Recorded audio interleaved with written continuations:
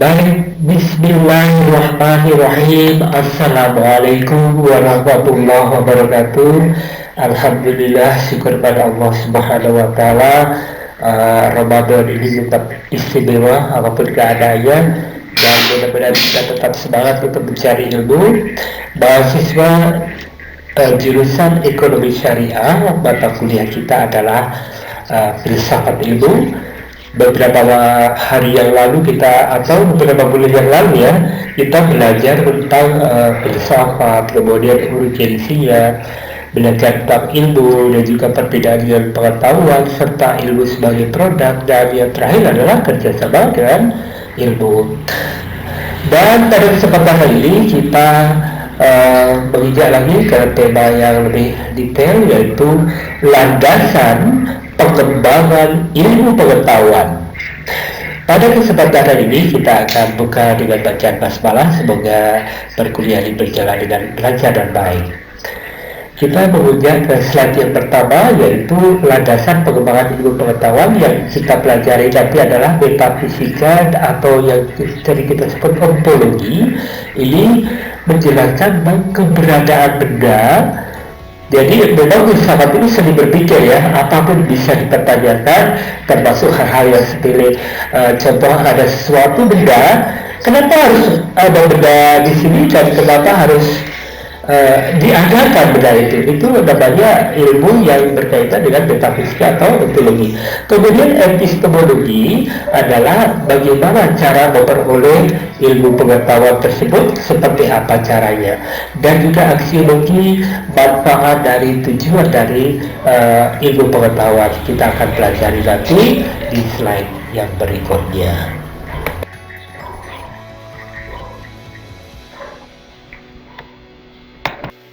Pada bagian ini kita akan membahas tentang landasan pengembangan ilmu pengetahuan melalui ontologi, epistemologi, dan juga aksiologi. Secara ontologi kita akan membahas tentang apa yang ingin kita ketahui, seberapa jauh kita ingin tahu.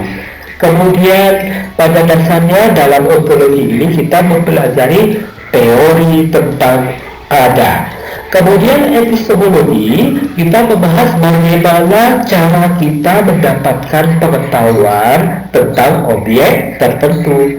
Kemudian pada dasarnya dalam epistemologi ini kita akan mempelajari teori tentang pengetahuan.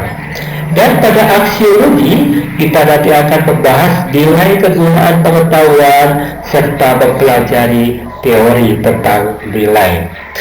Ontologi sebenarnya adalah apa wujud objek dan ruang lingkup. Dalam hal ini asas untuk menetapkan ruang lingkup yang menjadi objek penelaahan serta penafsiran tentang hakikat realitas objek. Jadi landasan ontologi ini kalau dikaitkan dengan hakikat ilmu, maka pengetahuan yang bersifat rasional, reflektif, harus dibuktikan kebenarannya sehingga keberadaannya secara jelas diketahui dalam landasan ini. Batas penjelasan atau penjelajahan ilmu sebatas pengalaman manusia. Jadi secara empirik saja. Jadi ketika manusia melakukan penelitian, eksperimen, itulah yang disebut batas pengalaman. Jadi belum sampai menjadi sebuah ilmu. Jadi hanya penjelajahan ilmu. Secara ontologis, ilmu pengetahuan memiliki aspek rasional dan juga empiris. Jadi keberadaannya harus rasional, secara logika bisa masuk akal, dan juga empiris harus melalui proses penelitian.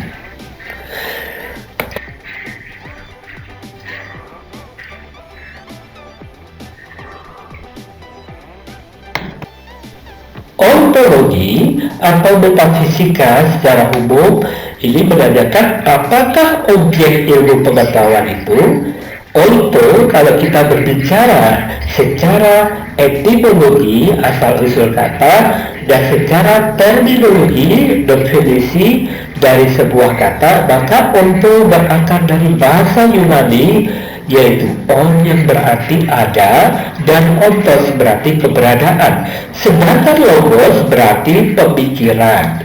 Ontologi secara terminologi adalah pemikiran mengenai yang ada dan keberadaannya. Jadi ontologi ini adalah cabang filsafat mengenai sifat atau wujud, atau lebih sedikit lagi sifat fenomena yang ingin diketahui. Sedangkan metafisika ini memang hampir mirip, intinya semuanya berkaitan dengan realitas. Kalau metafisika adalah cabang filsafat mengenai hakikat yang ada atau realitas. Seperti ens itu terdiri dari ens rationale dan juga ens possible dan ens actuale.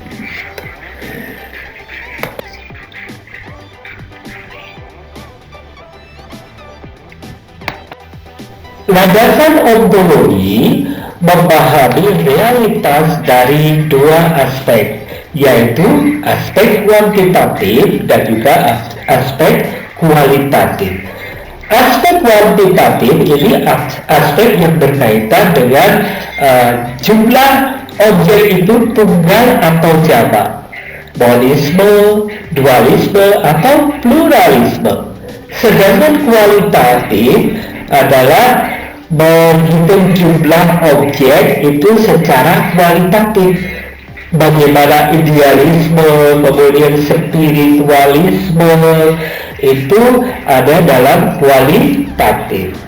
Nah, dari sudut pandang itu tentang hakikat pernyataan melalui ontologi, saya jelaskan lagi. Kalau kualitatif berarti dengan mempertanyakan apakah kenyataan realitas tersebut memiliki kualitas tertentu, seperti misalnya daun yang memiliki warna kehijauan, ada yang hijau pekat, kemudian bunga mawar juga begitu, ada yang berbau harum, ada yang tidak berbau. Ini secara kualitatif. Sedangkan secara kuantitatif, yaitu dengan mempertanyakan apakah kenyataan itu tunggal atau jamak.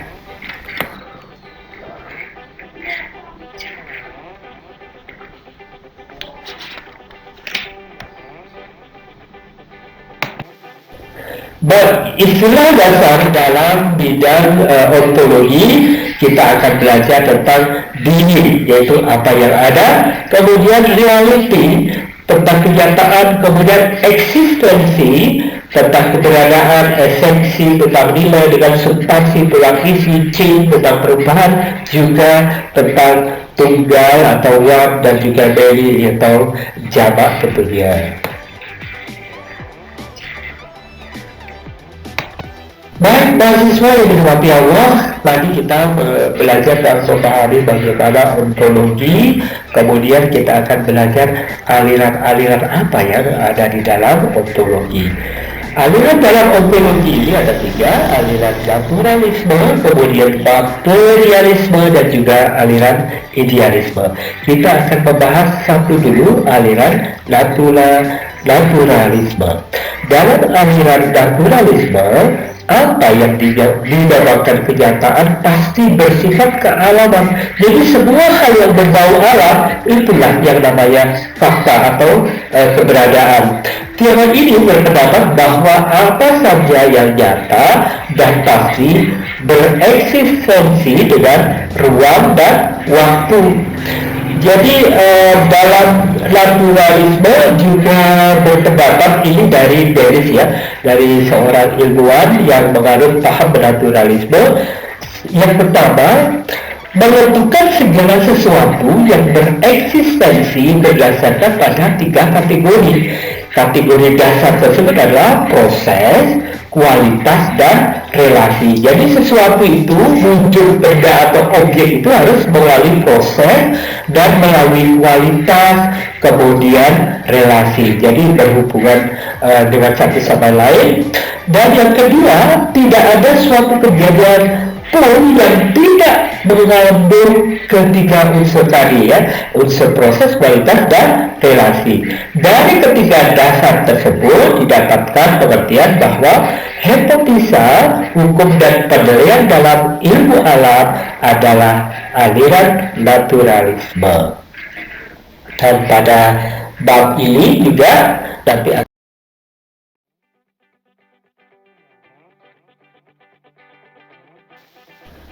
aliran ontologi yang selanjutnya adalah materialisme, yaitu sesuatu yang nyata adalah berasal dari materi atau dari hal-hal yang bersangkutan dengan materi. Jadi wujud benda itu yang materi, tidak ada hubungannya dengan yang lain. Yang jelas ketika materialisme fokusnya adalah sesuatu yang nyata dan yang materi. Ini diungkapkan oleh Thomas Hobbes, yang mana pendapatnya seluruh realitas adalah materi yang tidak bergantung pada gagasan dan pikiran kita. Jadi setiap kejadian adalah gerak yang terjadi oleh keharusan, maka seluruh realitas yang tidak lain dari materi itu senantiasa berada di dalam gerak. Jadi materi itu ya wujud dari ilmu pengetahuan. Ini menurut Thomas Hobbes.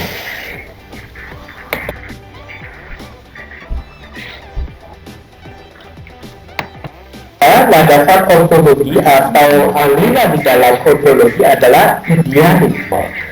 Idealisme adalah sesuatu yang ada sesungguhnya berada dalam dunia ide. Segala sesuatu yang nyata dan bisa diindra hanya gambaran yang sesungguhnya yang berada di dunia ini. Maksudnya segala sesuatu wujud ilmu pengetahuan itu yang berasal dari ide. Tanpa ide, maka wujud ilmu pengetahuan itu tidak akan muncul. Ini disampaikan oleh Ward, dan bahwa beliau berpendapat bahwa idealisme itu merupakan suatu ajaran kefilsafatan yang berusaha menunjukkan agar kita dapat memahami materi atau tatanan kejadian dalam ruang dan waktu yang ditinjau dari segi logika. Kita harus membayangkan adanya jiwa atau roh yang menyertainya. Jadi jiwa atau roh adalah dua istilah yang ada sebagai tambahan istilah-istilah yang lain. Jadi segala tatanan alam berasal dari dan dapat dikembalikan kepada sekumpulan roh. Maksudnya gini, ide itu kan hubungannya dengan apa ya? Dengan nalar, dengan hal-hal yang di luar materi. Jadi segala wujud ilmu pengetahuan ya sumbernya dari ide. Tanpa ide tidak ada ilmu pengetahuan. Ini menurut Watts dalam aliran idealisme.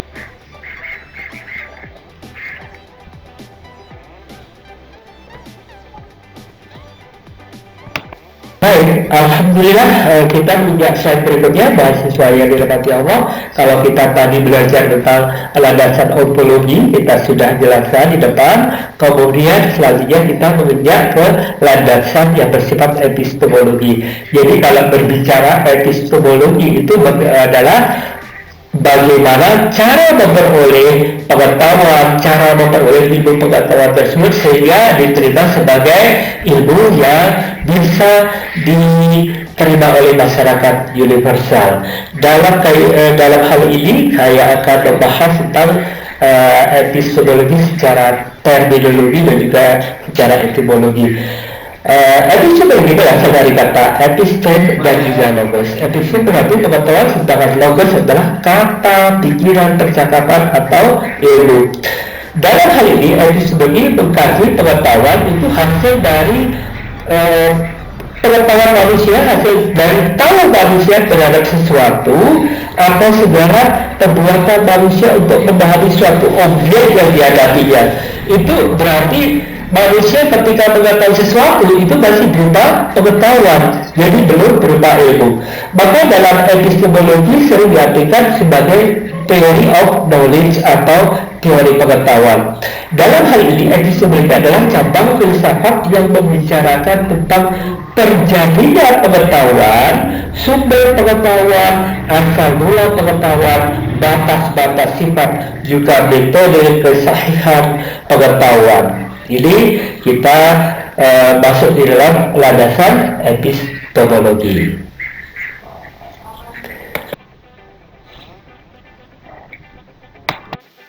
Selanjutnya yang kita bahas adalah aspek epistemologi. Dalam hal ini, J. Kembali adalah penggagas dari aspek epistemologi ini berpendapat bahwa ilmu adalah sebuah pengetahuan yang dihimpun dengan perantaraan metode ilmiah.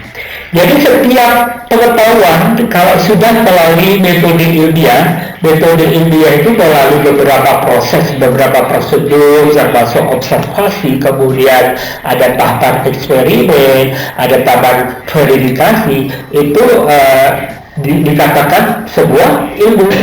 Dan dari aspek epistemologi ini juga ada aspek yang namanya adalah verifikasi. Verifikasi itu pembuktian dari berbagai teori yang ada sehingga nanti akan diterima oleh masyarakat universal, sehingga pengetahuan ini patut dan layak dikatakan sebuah ilmu. Karena itulah ini teori aspek epistemologi ini termasuk teori kebenaran ilmiah yang disampaikan oleh J. Kembali, di mana dalam aspek epistemologi ini juga disebut teori pengetahuan yang kajian tentang justifikasi kebenaran pengetahuannya atau kepercayaannya harus ditentukan dengan menemukan beberapa kebenaran yang dilakukan, seperti menemukan kebenaran dari masalah, kemudian pengamatan dan teori untuk menemukan kebenaran, kemudian pengamatan dan eksperimen untuk menemukan kebenaran, verifikasi atau operasionalisme, eksperimental authoritarian operator research, kemudian konfirmasi kemungkinan untuk menemukan kebenaran yang merupakan metode dari hipotetiko dan juga deduktif. Jadi dari umum dulu ya, induktif itu dari yang khusus, dan persuposisi atau teori untuk menemukan kebenaran fakta.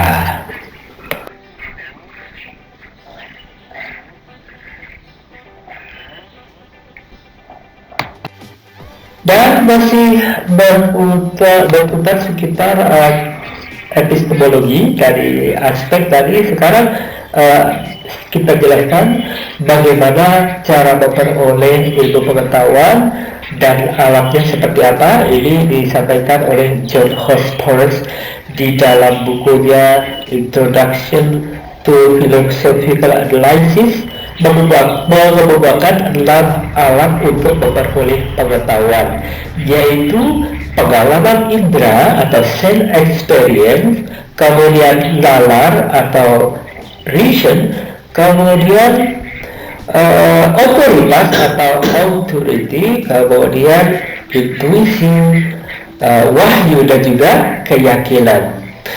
Bagaimana dengan filsafat? Cara memperolehnya bagaimana? Dengan berpikir secara mendalam tentang sesuatu yang abstrak, mungkin juga objek pemikirannya, maka sesuatu yang konkret tadi, tetapi yang hendak diketahui adalah bagian di belakang objek konkret tersebut, dikatakan mendalam tatkala sudah berhenti sampai tanda tanya. Maksud jadi secara filosofis, kalau menemukan ilmu pengetahuan harus dengan pemikiran yang mendalam sampai benar-benar tidak perlu dipertanyakan lagi. Jadi cara memperolehnya secara filosofis seperti itu. Tapi untuk ilmu pengetahuan ini secara filosofis dengan cara yang diungkapkan oleh John Horsford tadi, ada pengalaman indera, ada nalar, otoritas, intuisi, wahyu, dan keyakinan. Dan mengenai epistemologi adalah mengenai pengetahuan. Sebenarnya tahu itu ada dua pengertian. Yang pertama, sebenar-benarnya tahu berarti memang kenyataannya tahu, tapi ada tahu tapi tidak tahu, yang mana orang yang benar-benar tidak tahu berarti dia tidak mempunyai pengetahuan dan dia tidak mempunyai kegiatan. Ini adalah definisi tentang tahu dan pengetahuan. Dan dasar memulai dan menyusun ilmu itu harus melalui kerangka pemikiran yang bersifat logis dengan argumen yang konsisten dan rasional. Jadi kalau kita mahasiswa ya, itu kalau mempunyai pemikiran harus logis dengan argumentasi yang konsisten, lalu dibuktikan secara rasional. Dan cara memulai selanjutnya adalah dengan penjabaran hipotesa yang merupakan deduksi dari kerangka pemikiran di atas tadi. Kemudian melakukan verifikasi atau pengujian kebenaran pernyataan secara faktual, objektif dan terbukti ya. Jadi dasar penyusunan ilmunya itu jelas melalui hipotesi dan verifikasi.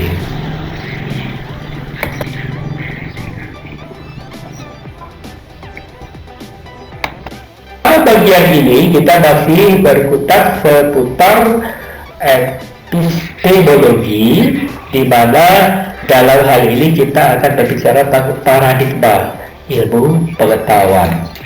Paradigma itu semacam cara pandang seseorang ya menurut ruang lingkupnya. Dalam hal ini kalau paradigma ilmu pengetahuan itu ada 4.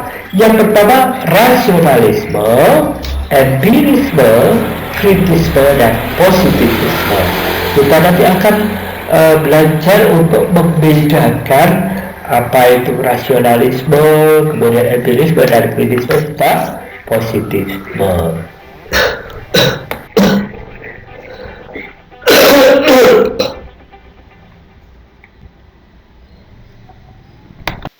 Paradigma ilmu pengetahuan yang berkaitan dengan aliran rasionalisme. Dalam aliran rasionalisme ini, sumber pengetahuan yang dapat dipercaya hanyalah akal atau rasio. Jadi untuk memperoleh ilmu pengetahuan harus berdasarkan rasio. Pengalaman yang bersifat empirik itu hanya berfungsi menemukan pengetahuan yang diperoleh oleh akal. Jadi akal tidak boleh diturunkan kondisinya hanya karena indrawi atau sensual yang disikapi secara ragu-ragu, karena jika demikian maka akal akan bersifat menyesatkan, tidak pasti, relatif, dan cenderung berubah-ubah. Jadi semuanya harus dengan rasio yang kuat. Metode ini disampaikan oleh René Descartes dan juga Cogito ergo sum, yang mana metodenya disebut metode deduktif.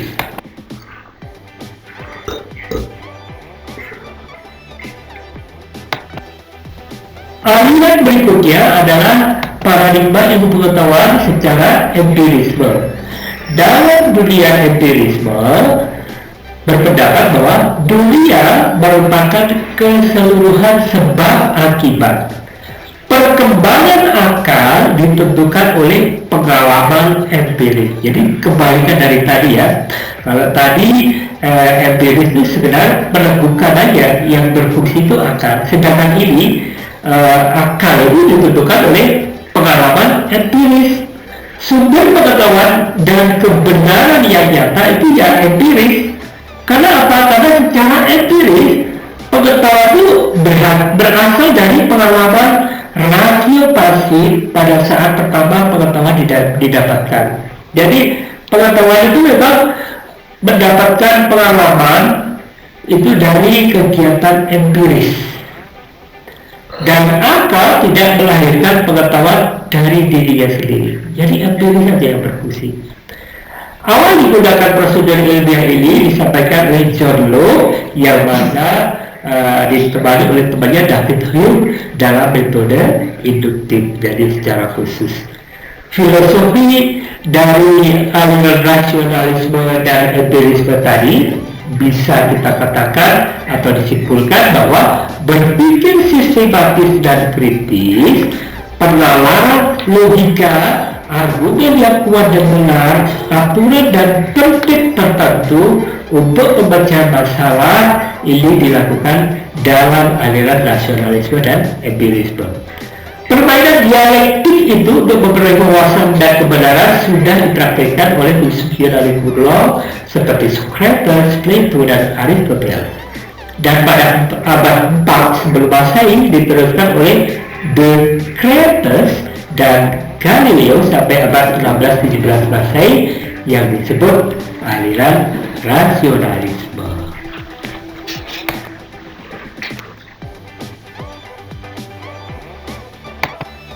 Paradigma ilmu pengetahuan dari segi kritisme. Kritisme berpendapat bahwa ini merupakan jembatan paham rasionalisme dan empirisme.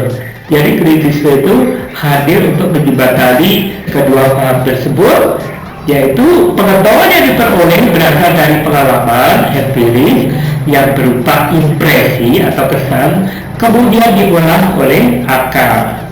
Pengetahuan terdapat hubungan sebab akibat sebagai hasil pemikiran manusia. Jadi kritisme itu cenderung menjembatani kedua rasionalisme dan empirisme. Bahwa metode ini sering kita sebut adalah deduksi dan induksi dengan tokohnya Immanuel Kant.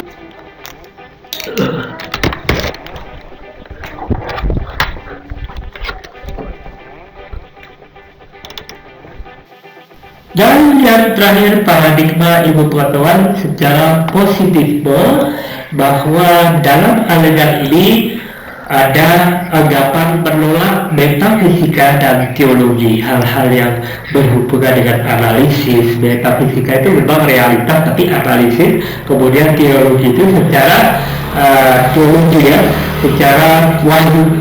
Jadi ilmu pengetahuan itu ya harus nyata dan tidak boleh abstrak, harus bermanfaatkan dan diarahkan untuk mencapai suatu kemajuan, di mana kemajuan tersebut diatur oleh cendekiawan dan juga industri. Dari positifme ini membawa visi bahwa menuju generalisasi fakta dengan bersandar pada pengetahuan nyata dan pandangan-pandangan ilmiah. Jadi membatasi diri pada hukum-hukum objektif, berbeda dengan empirisme yang mengakui hukum-hukum subjektif. Metode ini diambil oleh Auguste Comte dengan metode deduksi dan induksi. Dalam aliran positifme ini, dalam filsafat positifme berarti suatu aliran filsafat yang berpangkal pada suatu yang pasti, faktual, nyata dari apa yang diketahui dan berdasarkan data empiris. Pada dasarnya positifme adalah sebuah filsafat yang meyakini bahwa satu-satunya pengetahuan yang benar adalah berdasarkan pada pengalaman aktuali fisikal. Pengetahuan demikian hanya bisa menghasilkan melalui penetapan teori-teori melalui metode saintifik ya, yang ketat, yang karena spekulasi metafisik dihindari. Untuk kajian ini sementara hanya di sini dulu, nanti kita sambung dengan aksiologi untuk pertemuan berikutnya. Terima kasih, kita akhiri dengan bacaan alhamdulillahirabbil alamin. Wassalamualaikum warahmatullahi wabarakatuh.